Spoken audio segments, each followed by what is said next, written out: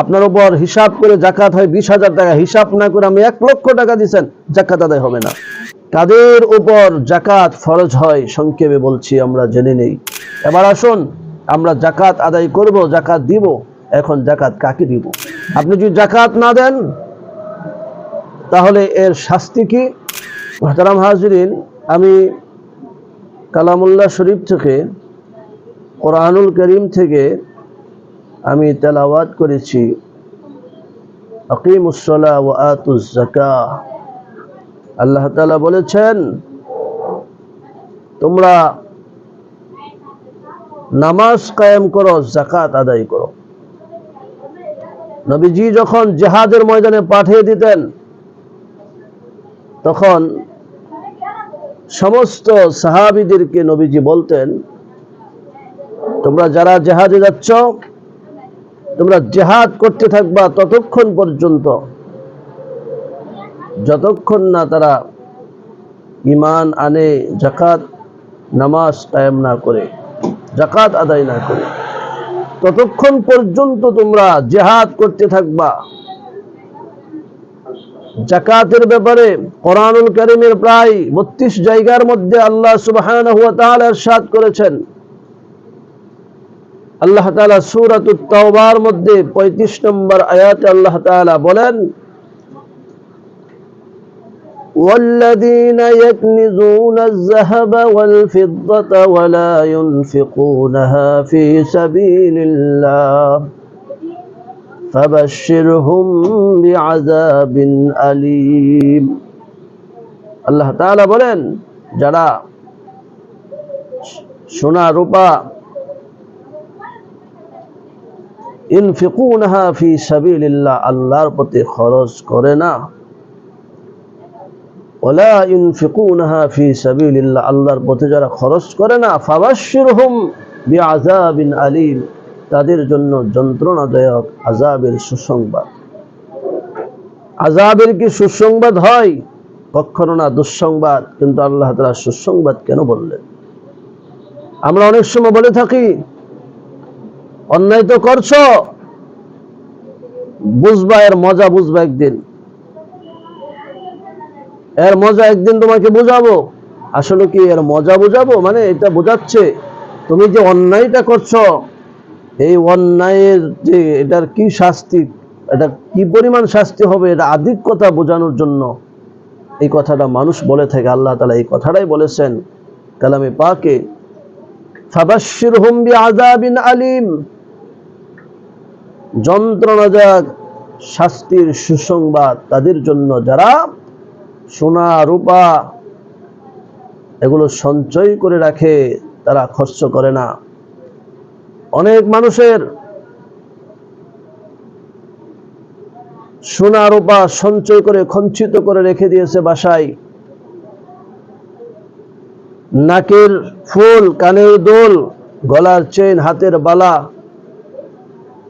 কে কার চাইতে বেশি কিনতে পারবো, আজকে একটা বললাম কালকে আরেকটা বললাম, পড়েন, কিন্তু সেটা বছর ঘুরে আসলে 1 বছরের মধ্যেই আবার এক রমজান থেকে আরেক রমজান, এক শাওয়াল থেকে আরেক শাওয়াল, আরবি দিন হিসাবে গণনা করে 1 বছর যদি অতিক্রম হয়, আর যদি মালে নেশাব পরিমাণ মাল থাকে, অর্থ সম্পদ থাকে, সোনা দানা থাকে, রূপা থাকে, তাহলে তাকে যাকাত আদায় করতে হবে। যদি যাকাত আদায় না করে তাহলে তার জন্য কি পরিমাণ শাস্তি হবে সে ব্যাপারে আল্লাহ সুবহানাহু ওয়া তাআলা সূরাতুত তাওবার 35 নম্বর আয়াতে আল্লাহ তাআলা বলেছেন। এখন আসুন আমরা কাদের উপর যাকাত ফরজ হয় সংক্ষেপে বলছি, আমরা জেনে নেই। যাদের উপর 7.5 তোলা সোনা, 52.5 তোলা রূপা আছে, তাদের উপর যাকাত ফরজ। এখন যদি কোনো মানুষের কিছু সোনা আছে, কিছু রূপা আছে, এই দুইটা জিনিসকে একসাথে করলে যদি 52.5 তোলা রূপা অথবা 7.5 তোলা স্বর্ণর পরিমাণ যদি দুইটা মিলে হয়ে যায়, তাহলে ওই ব্যক্তির উপর যাকাত ফরজ হবে।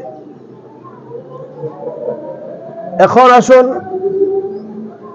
কোন মানুষের সোনাও নাই, রূপাও নাই, দুটার একটাও নাই, কিন্তু এই পরিমাণ যদি টাকা থাকে তাহলে তাকে যাকাত আদায় করতে হবে। এখন যদি টাকাও নাই,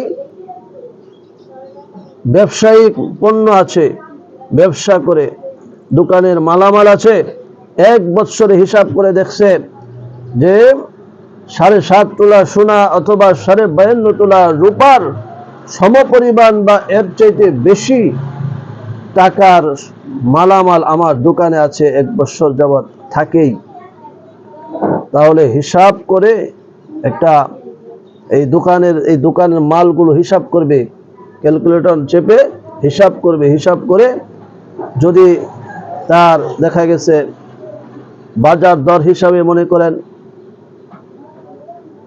3.5 লক্ষ বা 4 লক্ষ টাকা, সর্বনিম্ন 2.5 লক্ষ টাকা, যদি বছর ঘুরে 2.5 লক্ষ টাকার মালামাল যদি তার থাকে, রিজার্ভ অতিরিক্ত থাকে, তাহলে ওই ব্যক্তি অথবা ব্যবসা করেন 2 লক্ষ টাকার মাল কিনেন বেচেন 2 লক্ষ 2.5 লক্ষ বা 5 লক্ষ টাকার মাল কিনতেছেন বেচতেছেন, আবার এটা আছে শেষ হয়ে গেছে না আছে, এরকম হিসাব করে যদি দেখা যায় যে 7.5 তোলা সোনা বা 52.5 তোলা রূপা সমপরিমাণ মালামাল দোকানে আছে, তাহলে সেই হিসাবে তাকে যাকাত দিতে হবে। যাকাত কতটুকু দিবেন? শতকরা যদি 2.5 টাকা হয় তাহলে 1 লাখে হবে 2.500 টাকা। মাত্র 1 লাখে 2.500 টাকা আপনি যাকাত দিবেন। আপনি যদি যাকাত না দেন তাহলে এর শাস্তি কি? আল্লাহ তাআলা বলেছেন, ওয়াল্লাযীনা ইয়াকনিজুনা আয-যাহাবা ওয়াল ফিদ্দাতা ওয়া লা ইউনফিকুনাহা ফী সাবিলিল্লাহ ফাবাশশিরহুম বিআযাবিন আলীম। আল্লাহ তাআলা বলেন, যারা মাল সম্পদ এই কি বলে সোনা রূপা যারা সঞ্চয় করে রাখে, ওয়ালা ইউনফিকুনাহা ফী সাবিলিল্লাহ, আল্লাহর পথে সেটা খরচ করে না, যাকাত আদায় করে না, ওই ব্যক্তির জন্য ফাবাশশিরহুম বিআযাবিন আলীম, তার জন্য হচ্ছে যন্ত্রণাদায়ক শাস্তি, যন্ত্রণাদায়ক আযাব। আল্লাহ তাআলা আরো বলেন, ইয়াউমা ইউহমা আলাইহা ফী নারি জাহান্নামা ফাতুকওয়া বিহা জিবাহুহুম ওয়া জুনুবুহুম ওয়া যুহুরুহুম হাযা মা কানাসতুম লিআনফুসিকুম ফাযুকু মা কুনতুম তাকনিজুন। যারা যাকাত আদায় করে না, মাল সম্পদ সোনা দানা টাকা পয়সা সঞ্চয় করে রাখে, সঞ্চিত করে রাখে, তাদের এই সম্পদগুলো কিয়ামতের মাঠে, কিয়ামতের দিন তার এই সম্পদগুলো সব সম্পদ সাপে পরিণত হবে। আল্লাহ তাআলা এই আয়াতের মধ্যে বলেন যে এই সম্পদগুলো তার গরম করে, তক্ত করে, দগ্ধ করে, এটাকে এই সবগুলোকে গরম করে তার কপালে, পাজরে, পিঠে ছেক দেওয়া হবে। আরেক জায়গায় নবীজি বলেন, ইয়াতিল কানজু সুজাআন আকরা ফায়ালকা সাহিবাহু ফায়াফিরু মিনহু ফায়াকুলু আনা কানজুকা ফায়ুলকিমহু। নবীজি বলেন, যারা সম্পদের যাকাত আদায় করবে না যাকাত ফরজ হওয়ার পরে, এই সমস্ত ব্যক্তিদের এই মাল সম্পদগুলো সাপ হবে, সাপ হইয়া তাকে বলতে থাকবে, ফায়াকুলু আনা কানজুকা, আমি তোমার সেই সঞ্চয় করা, সঞ্চিত করা মাল, যে মাল আজকে সাপ হইয়া তোমাকে দংশন করতেছি। ফায়ুলকিমহু, বলতে থাকবে, এখন তোমার অবস্থা, এখন এর মজা বুঝো।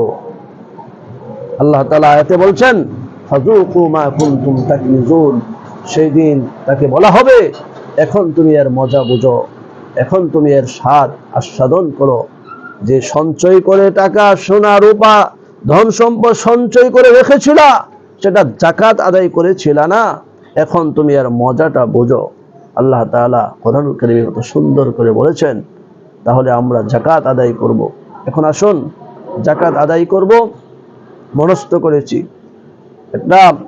একটা অত্যন্ত খুশির সংবাদ আপনাদেরকে দিব। আজকে রমজান মাসে আমি যাকাতের মাসআলা সম্পর্কে, যাকাত সম্পর্কে আলোচনা করতেছি।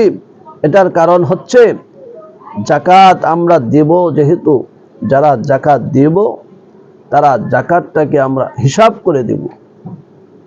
রমজান মাসে যদি আপনি যাকাত আদায় করেন তাহলে আপনি একটা হচ্ছে আপনার আল্লাহর বিধান, আপনার উপর বিধান হুকুম ছিল, এটা আপনার দায়িত্ব, আপনাকে যাকাত দিতেই হবে। আপনি যদি যাকাত আদায় করেন একটা যাকাতের সওয়াব পাবেন, আর হচ্ছে রমজান মাসে যদি আদায় করেন 1 টাকা দান করলে 70 টাকার সওয়াব। সেই হিসাবে আপনি যদি যাকাতের টাকা আদায় করেন তাহলে আপনি আলাদা 1 টাকার বিনিময়ে 70 টাকার সওয়াব পাবেন। তাহলে রমজান মাসে আপনি যাকাত আদায় করুন। মুহতারাম হাজিরিন, লম্বা কথা হয়ে যাচ্ছে, আপনারা বিরক্ত হবেন না। যদিও আপনাদের কষ্ট হয় কিন্তু কথাটা একবার শুনুন। আমি শেষ কথা কি বলতেছি, শেষে খুব গুরুত্বপূর্ণ কথা আছে।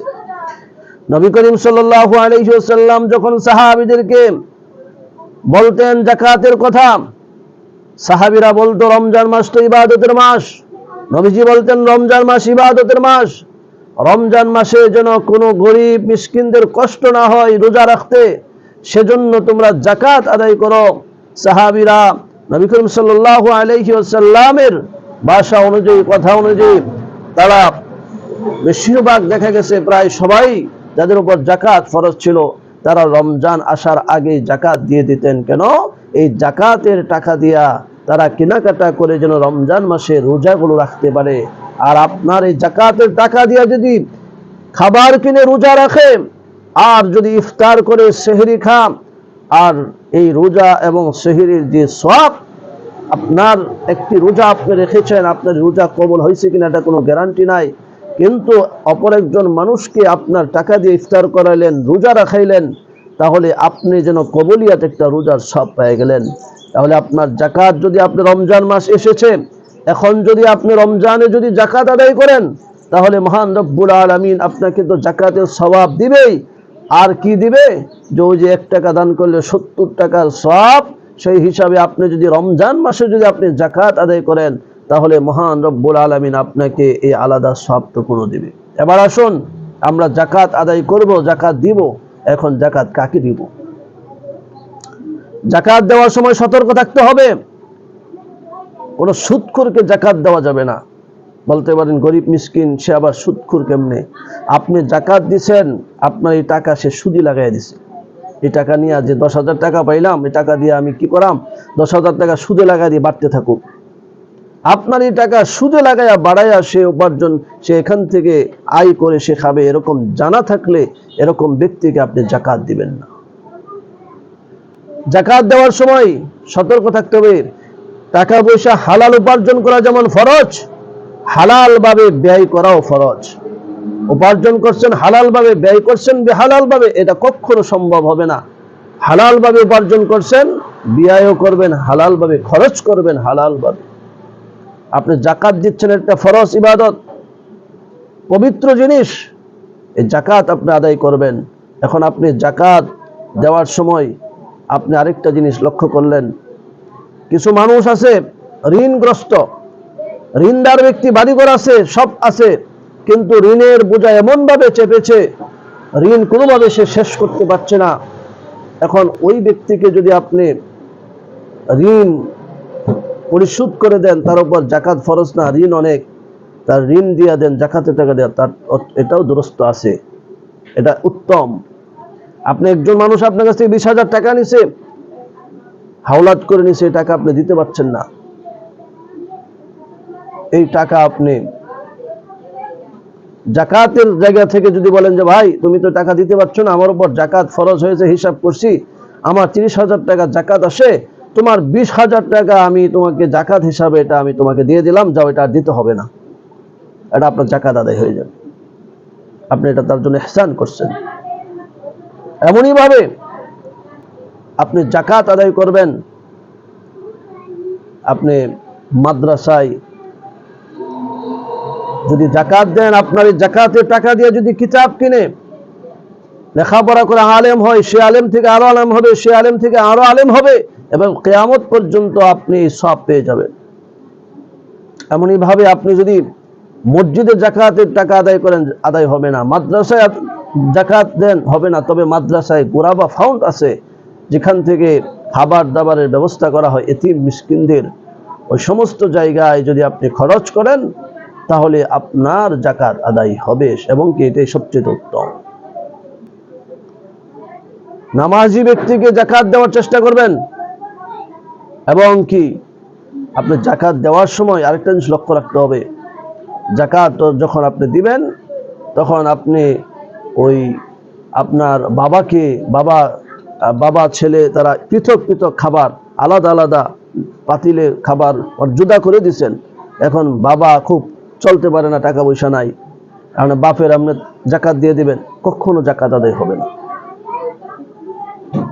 আপনার ছেলেকে আপনি জাকাত দিবেন, জাকাত আদায় হবে না। এভাবে ছেলের নাতি করে পুতি, এভাবে যত আছে থুতি, মানে এই নিচের সিঁড়ি যত আছে, এদেরকে জাকাত দিলে আপনার জাকাত আদায় হবে না। উপরের দিকে আপনার বাবা, দাদা, পরদাদা, পরদাদি, পরনানা, পরনানি, এভাবে আপনি যদি তাদেরকে জাকাত দেন, এই উপরের সিঁড়ে এদেরকে যদি জাকাত দেন, আপনার জাকাত আদায় হবে না। তবে আপনি যদি আপনার ভাইকে জাকাত দেন, এক ভাই ধনী আর এক ভাই গরিব, ভাই ভাইকে দিতে পারবে, বোনকে দিতে পারবে, এভাবে জাকাত আদায় করতে পারবে।